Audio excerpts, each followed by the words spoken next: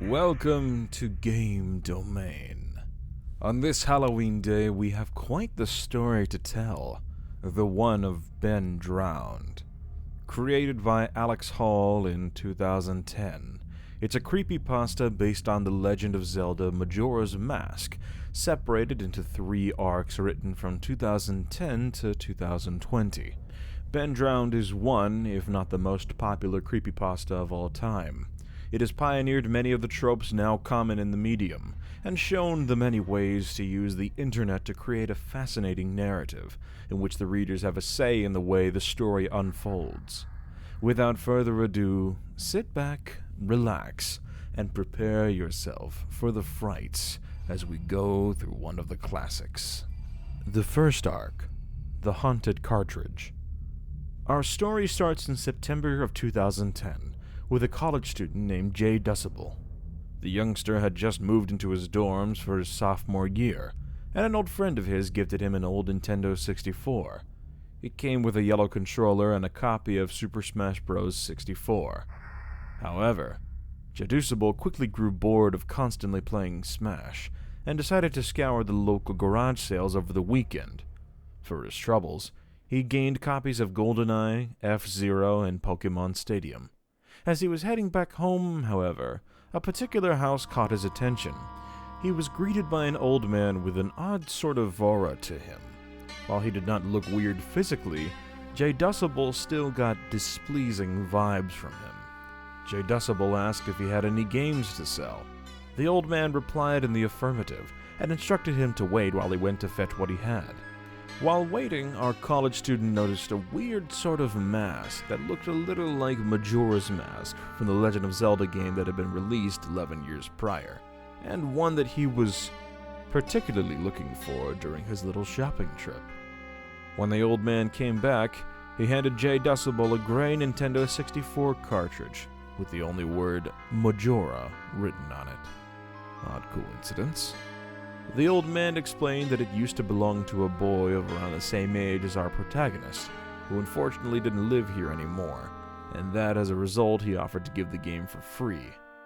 Jay Decibel took the offer without hesitating, and was prompted to make his way back home, but not before the old man wished him well, and sent him away by saying, "Goodbye then."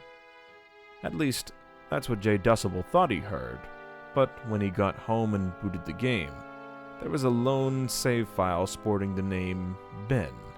Our college boy concurred that the old man, in his senility, mistook him for a certain Ben he used to know.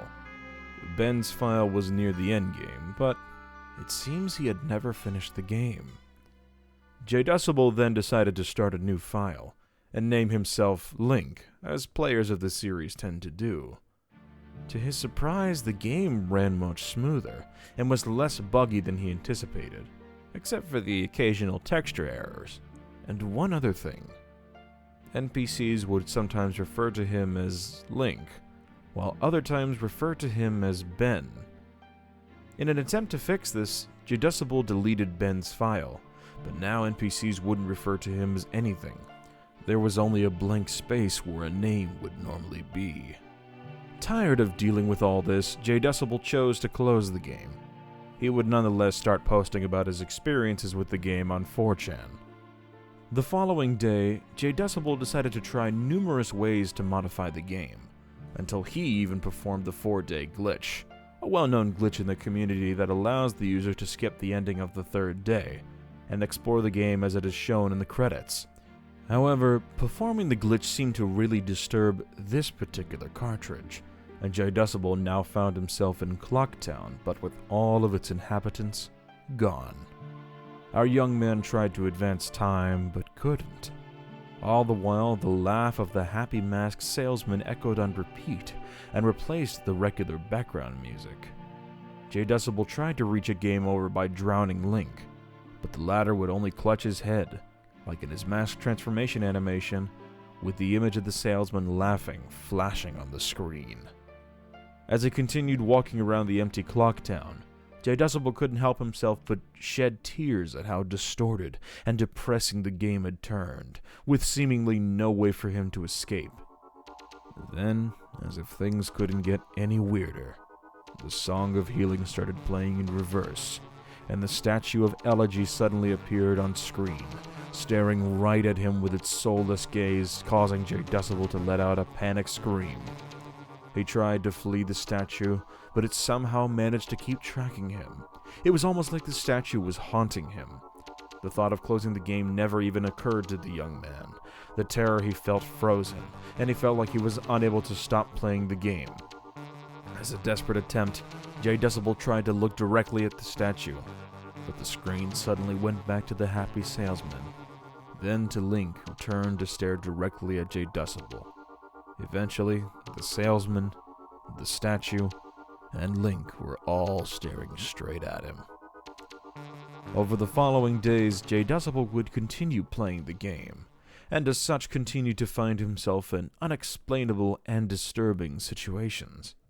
One such instance is when he found himself fighting against Skull Kid on the roof of Clock Tower. He tried hitting him with 2 arrows, and hit, but at the third one he was met with a text box saying, "That won't do you any good," before being picked off the ground and thrown, which caused Link to burst into flames, something that no enemy in the game is meant to be able to do. After a death scene in which Skull Kid's laughter echoed, J Decibel found himself back facing Skull Kid. This time he tried to simply charge, but the moment he did, Link once again burst into flames. In his third attempt, J Decibel tried playing the Song of Time, only for Link to once again take fire. After this particular death, J Decibel encountered a screen showcasing Link's dead body and Skull Kid simply floating above him. He couldn't move, nor press anything, only stare at Link's deceased body before the screen faded out to one of the game's most iconic lines. "You've met with a terrible fate, haven't you?" Once back in the title screen, J Decibel noticed that a save file named Link was now Your Turn. The save file had 3 hearts, and no masks or items. When entering the save, he found himself back looking at the dead Link scene with the floating Skull Kid. Pressing reset sent him back to the title screen, but now a new save appeared. Ben's save, looking identical to how it was before J Decibel deleted it. Scared out of his mind, J Decibel tried returning the game to the old man, only to find the home empty. J Decibel noticed one of the man's neighbors and pried him for information. The neighbor informed him that the old man had simply moved away. Before leaving, however, the college student asked for any information on a certain Ben. The neighbor answered that a young boy named Ben used to live here, but 8 years ago, on April 23rd, an incident happened to him. He refused to elaborate more, unfortunately. J Decibel went back home and uploaded footage from the previous day's events alongside a summary to 4chan's Supernatural board/X. Day 4.wmv would be the first of a couple of videos J Decibel would release on his YouTube channel relating to the game. After going through another session of weird happenings in the game, notably Zora Link choking underwater, and seeing Epona, Skull Kid, the Elegy statue, and the salesman in Termina Field, J Decibel was brought back to the title screen. On it, he was met with a new save file alongside Ben Drowned. This allowed him to conclude that what happened to Ben was that he drowned, and his ghost somehow found his way inside of this Majora's Mask cartridge. J Decibel made another summary for another video he uploaded called Ben.wmv, showcasing what he'd witnessed. At about the same time, a figure calling themselves Ben starts interacting with J Decibel in, but also outside of the game, by changing his wallpaper to the statue of Elegy, and speaking to him through the AI Cleverbot. J Decibel would then start experiencing dreams about the Moon Children, a race of NPCs who appear in the original game, and the Happy Mask salesman in which he himself transformed into the statue of Elegy. Whenever J Decibel would contact Ben and ask why he acted the way he did, he would only respond that it's purely for his own enjoyment. J Decibel would release a third video titled Drowned.wmv, in which he explores the Drowned save file. The playthrough is mostly characterized by the many ominous texts. You shouldn't have done that. Ben is getting lonely. And finally, you will be given one last chance. Back to where it all began. The warning signaling the dawn of the final day appears, before going back to the title screen where J-Decibel's original link save reappears. J-Decibel had another video titled Children.wmv supposedly recorded and written, but oddly, never released. The final video was recorded and named Matt.wmv, but would instead come out titled J-Decibel.wmv, and would be posted by J-Decibel's roommate Tyler alongside the usual summary. The summary stated that J-Decibel had gone home, but left a flash drive with upload instructions to Tyler. More intriguing, however, was that it also stated that a document named The Truth would become available on September 15th. In a document titled The Truth, written by J-Decibel, but shared by his roommate Tyler, it would come to light that Ben had actually managed to hijack J-Decibel's computer, essentially allowing him to escape from the cartridge into the real world through J-Decibel's video camera. It's also revealed that Ben censored Ben.wmv, specifically a part that mentioned the Moon Children, Matt.wmv, and Children.wmv. The Truth also revealed that the whole summary for J-Decibel.wmv was made up by Ben, and that J-Decibel never had a roommate. Our protagonist says he's decided to burn the cartridge while also destroying his laptop. He would never be seen again. Second arc, Moon Children. The second arc of the story is an ARG set on a website. As such, this arc follows not one character, but instead a group of enjoyers of the creepypasta, who combine their efforts to figure out the truth. 2 days after Ben escaped from the cartridge, a cult called the Moon Children revealed themselves to the public. Not long after, followers of J-Decibel's story discovered a cipher on the latter's YouTube channel. This cipher led to the cult's website, YouShouldn'tHaveDoneThat.net. On this website, 3 moderators spoke of one of their members' ascensions. The administrator named Drowned, or Mr. D, made a post to address the visitors. He said that they shouldn't be here. After users searched the site, they learned that Ben used to be a member of this cult. Apparently, Ben was sacrificed amongst others in this cult to achieve ascension. It was also revealed that a member named Alex recently betrayed the cult, and that members believe in an end-of-times prophecy given by their deceased prophet Kelbus in 1998. This prophecy suggested that the moon was going to destroy the Earth. The following day, users contacted the modder Ifrit, whose real name was actually Matt Hubris. The users interrogated him on certain things. Eventually, Ifrit referred to Rosa and Ben as his sibling. Though, whether he is truly related to either is left up in the air. Soon after, Ifrit disappeared, and the cult's website collapsed. But not before a video of the Song of Time was released on a hidden page, as a response to one of J-Decibel's videos. The following day, the site was back up online. However, there was something different now. The site seemed to be in a glitchy state, with previous posts posted again, but at the current time. It was as if the site had actually been influenced by the Song of Time from the game. Followers tried to use this to their advantage, and used various songs from the game to change the course of events. By doing this, the followers were able to enter contact with Rosa. Rosa confirmed that her brother Matt had disappeared, as well as moderators Inside, Neko, and Duskworld23, who were to be ascended, aka sacrificed. Unfortunately, the followers' attempt to reach Rosa resulted in Rosa's tragic death by a resurrected Kelbus.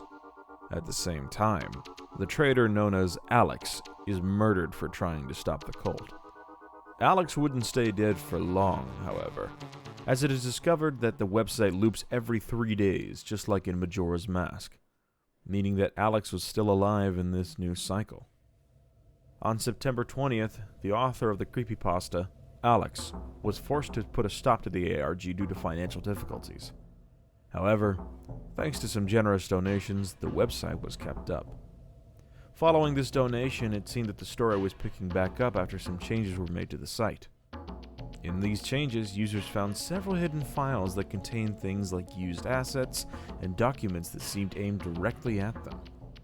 Amongst this, they discovered the 59th file, mhftt.txt. This file seemed to be a message written by moderator Ifrit before he disappeared.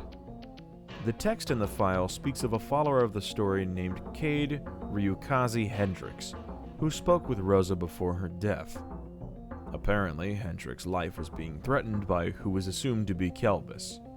Ryuzaki would release videos indicating that he does feel like his life is at risk. However, those videos are seen as ambiguous canon, since they don't tend to be referenced much later. 1 month later, a video by Ben was released on JDecibel's channel. This video signaled that the arc would be coming to an end, with new changes appearing on the Moon Children site. On February 17, 2011, a brand new forum titled Within Hubris was launched for users for the next part of the story. In this forum, it was discovered what seemed to be the spirits of former members of the cult. Not soon after, members of the forum received newsletter clippings of a suicide murder that happened 3 months ago in New York, with a message from Ben. February 27th saw the release of a video titled HB is Real, that featured the interior of the house depicted in the newspaper. Following this, the arc, alongside this story, was put on hiatus by Alex Hall. The third arc, Awakening. Things are far from over, however, as in March of 2020, the curtain rises on a new storyline. The YouTube channel previously managed by JDecibel and Ben is overtaken by a new face going by the name of Jadis. Amongst the many cryptic videos he released, such as the elusive children.wmv from the first arc, one in particular revealed a shocking truth. On April 11th, a video titled Kelbris.wmv was set to premiere on JDecibel's channel. The title would be changed for Father.wmv, but both it and the description received constant changes. Stop uploading this. He is already dead. This doesn't matter. They don't need to see this. Father.wmv depicted the continuation of JDecibel.wmv, as we witnessed JDecibel's final moments in the game. This served to confirm that JDecibel had died after the Haunted Cartridge arc, presumably by Kelbris. Through his videos, other details about Jadis' origins started to become clearer. According to Jadis, some catastrophic event in 2012 had such deep global repercussions that it led to a modern Great Recession and the fall of American society by 2018. Not only that, he theorized that the virus dubbed Heroes was a partial cause of this great collapse. He believed that himself and his partner Denton are one of the few survivors. At around the same time, a site called Methods of Revolution opened, and on it was a poll with the question, "Awaken the second player?" with only yes and no as choices. As users found this poll, they voted, and the final result was a 70-30 win for yes. The second player woke up imprisoned inside of a hotel, unaware of where they were or how they got there. An individual named Abel entered in contact with the player, and warned that if they left their room, they would be killed. The player ignored Abel's warning and tried to escape. As they roamed the halls of the hotel, they got captured by the gas mask-wearing jailer, and were murdered. Days after the death of the second player, a third player made their appearance. Just like with the previous player, they were contacted by a sour Abel, who warned them not to leave. This time, the player decided to obey, and as a result was rewarded with a Nintendo 64. But more importantly, she was given the exact same cartridge that JDecibel had bought from the old man, all the way back in the first arc. The player created a new save file, and through this we learned her name to be Sarah. Within the cartridge, Sarah encountered a seemingly benevolent spirit of the original Ben. Ben asks her to play a song for him. Sarah chooses to play the Song of Healing, as in the game it is used to mend troubled spirits. Now healed, Ben shows his thanks to Sarah by explaining the truth about himself and the cartridge. Kelbris, aka the Father, had been tormenting Ben and various other spirits inside the world of the cartridge, including Decibel and Rosa, who he had killed in the second arc. The souls hid themselves deep within the game's code, which caused multiple glitches that led to the game becoming unplayable. Ben's spirit begged Sarah to defeat the Father, and granted her a mask that transforms her into Link's adult form from Ocarina of Time. Ben specified that this adult mask contained the spirits of multiple people seeking revenge against the Father. Sarah accepted to heed Ben's plea, played the Song of Time, and transported herself. Abel resumed communications with Sarah, and claimed that the game was back to its state before Decibel first meddled with it. Abel revealed shocking news about what Ben, in capital letters, is. Ben, or Behavioral Even Network, is a hive mind consisting of the digitized Moon Children and AI program from Majora's Mask, who gained sentience through some unknown ways. Abel says that the network was named after Ben, because he was the first soul to successfully get digitized.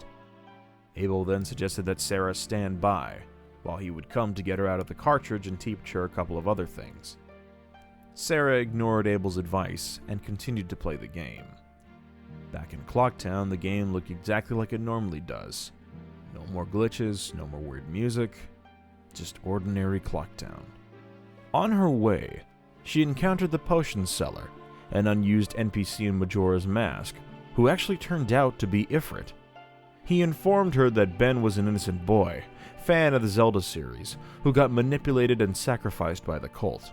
According to the potion seller, Ben was trapped and unable to do anything, until Decibel performed the Day 4 glitch, which broke the boy from his restraints. He tried to communicate with Decibel to guide him towards defeating the Father, but his attempts did not succeed. Not only that, now that the game had gone back to normal, Ben had also gone back to his previous enslaved state, and the only way to free him would be to execute the glitch once more. Ifrit, just like Ben, asked Sarah to defeat the Father and end this once and for all. Sarah continued to play the game until she encountered a Moonchild who ran from her. When she managed to catch up to it, she only found a heart. Ifrit contacted her and explained that to free the souls within the cartridge, she would need to gather 3 hearts. Further up in Romani Ranch, she would encounter some other Moon Children tormenting a singular NPC. After warding them off, the NPC introduces herself as Rosa and claims to have been stuck in the ranch since 2010, and gives our protagonist the Pendant of Memories, which held all of her memories that she claims will help free the other souls. Sarah used the pendant on Talt, which led him to recovering his true identity as Circle, who from now on would serve as Sarah's voice. Advised by Rosa, Sarah made her way to Snowhead in search of the second Moonchild. When Sarah arrived, she noticed how the area was deteriorating and how nobody was there. That is, except for Kaipora Gebora, who claimed to be a digitized soul named Ryan. He led Sarah to the Lens of Truth, which helps her meet with the ghost of Darmani. The latter refuses to cooperate with Sarah because all the souls inside of Sarah's mask make her appear as a monster, leading him to believe that she's the reason why the world is falling apart. After the conversation, Sarah leaves Darmani and finds the hookshot. Not long after, Sarah finally encounters the second Moonchild, Godchild. Sarah was only able to triumph thanks to the light arrows Rosa gave her during the fight. Goatchild now has been defeated, and so the night of the second day started. Only 36 hours remained. In search of the final Moonchild, Sarah made her way to the Great Bay. On her way, the world was becoming more and more corrupted, with trees glitching and snowballs being placed all over the map. Finally, Sarah met with her target, Georgchild. The fight was rough, as none of Sarah's attacks seemed to hurt the giant fish. Even Rosa was unable to assist our protagonist. Finding no way that would lead to victory, Sarah fled. She ran through a white void until a flash momentarily blinded her vision. When her vision cleared, she found herself looking straight at Zora Link. The dawn of the final day had started. Only 24 hours remained. The reason why Sarah had no access to any mask other than the adult one was because Zora Link had them all in his possession. Link removed the Zora mask and returned to his child form, all the while revealing his allegiance to the father. Link and Sarah were both transported to the Chamber of Sages, and then two engaged in a battle to the death, with Link making use of the Fierce Deity mask. During the hard-fought battle, the truth is laid bare. Sarah was not just fighting Link, she was fighting her predecessor, Jaydusable, the hero from the start of this story. Despite a valiant effort, Sarah unfortunately met her end at the hands of Jaydusable. Just before the video ends, a link could be seen on screen, which led to a site called eternityproject.com.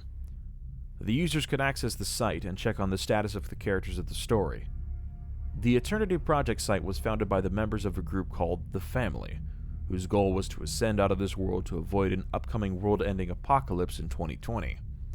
Abel contacted the users and gave them access to the Heart of World Alpha, another name for the Haunted Cartridge. Users could upload a code that Abel hoped would prevent the cartridge's world from imploding. The users got to work and tried sending in many codes. One user got through, and their efforts led to the resurrection of Sarah in Clocktown. However, Sarah did not have her adult mask or her Ocarina of Time. She entered a building that led her to a space with Rosa and all the other humans digitized within Majora's Mask. Without the Ocarina, and with only 12 hours left before the crash of the moon, everyone debated whether to let the moon crash, or to have Sarah perform the Day 4 glitch, knowing that it could unleash the father. Sarah stood up and left for the observatory. Sarah intended to perform the glitch, but the actual choice was left in the hands of the users. The users voted to perform the glitch. Doing so returned the game to its glitch state. Ifrit reappeared and explained that the glitch caused all the inhabitants to die. This was what Ifrit wanted all this time, for Sarah to perform the Day 4 glitch and revive the father, so that he could shape the world the way he wanted it. Instead of the inhabitants, Clocktown was now full of worshippers of the father. The happy masked salesman could be seen burning at a stake near Ifrit, with 7 banker characters praying to the burning salesman. One of those bankers went to Sarah's side and asked her to join the cult of the father. She refused, which caused the banker to say, "You shouldn't have done that." In order to avoid all the insanity in town, Sarah decided to take cover inside of Clock Tower, where Jaydusable and the now freed Ben were hiding. Jaydusable explains that he only fought Sarah in an attempt to stop her from performing the glitch he did a decade ago. Jaydusable reveals that he had actually been made the protector of World Alpha, but that despite his best efforts, the worst case scenario still happened, and everything was Sarah's fault. Nevertheless, Jaydusable took the decision to give the girl his role as the protector of this world. Jaydusable disappeared in a white light, leaving only Ben and Sarah in her adult Link form once again, and with the possession of the Ocarina. With her newfound strength, Sarah went to confront Ifrit and the third Moonchild once again. However, this time it held the form of Majora Wrath, the third form of the final boss of the game. Sarah tried to fight the beast through regular combat, but then decided to use the Ocarina and play the Song of Healing. Playing the Song of Healing caused the final Moonchild to disappear. Ifrit threatened Sarah, but he also disappeared, only to be replaced by the father himself. When Sarah saw the father, instead of attacking him, Sarah presented the Pendant of Memories, which confused the father. The father cried out, "What a strange gesture! You are not like the ones before. They attack and want me to destroy." Circle responded by interrogating the father, asking him who he was and why he acted the way he did. The father referred to himself as the last remaining god of this world. He said that he is reflexive in his design, and that he supports World Alpha's desire by responding to its stimuli. When he asked whether they were here to change his parameters, Circle responded in the affirmative, leading to the father claiming, "Very well. I will remove all anomalies from World Alpha to facilitate this new directive." He explained that removing Ifrit was part of this new directive. Ben's soul being placed inside the Statue of Elegy was apparently a mistake by a dated AI, and that, as such, Ben would be placed in a proper body this time. Kelbris also stated that everyone inside of the cartridge would experience a reset, meaning that no one would remember the actions of Sarah, and as to the latter, even the father did not know what would happen to her as she faded away. The final scene of the series is young Link in the sewers under Clocktown, waving at the audience, with the elegy of emptiness next to him. Whew, what a ride. I hope you all enjoyed this dive through the long and complex story concocted by Alex Hall. Hopefully we managed to scare you a little on this spooky day. Happy Halloween, everyone, and see you in the next video.